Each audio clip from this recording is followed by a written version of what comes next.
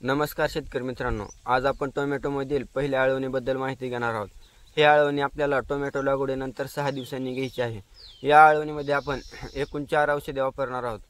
याच्यामध्ये रोको, extra, humic acid आणि बाराक्सेट अशी एकूण 4 औषधे आहेत। तर या औषधामध्ये रोको हे आपल्याला सुरुवातीच्या काळात मर लागू नये म्हणून घ्यायचे आहे। याचे प्रमाण 1.5 ग्रॅम पर लिटरने घ्यावे। तसेच दुसऱ्या क्रमांकाचे औषध आहे सिजंटाचे एक्ट्रा। हे औषध आपल्याला नागाळी रस शोषक किड्यांपासून संरक्षण होण्यासाठी घ्यायचे आहे। याच्यानंतरचे औषध आहे ह्युमिक ॲसिड। नंतर आपल्याला 1261 हे 6 ग्रॅम प्रति लिटरने घ्यायचे आहे। 1261 मुळे रोपांना चांगला शेंडा फुटतो। आळवणी करताना एक महत्त्वाचा मुद्दा लक्षात ठेवायचा की सुरुवातीला थोड्या प्रमाणावर पाणी द्यायचे व आळवणी ही सकाळी किंवा संध्याकाळीच करायची।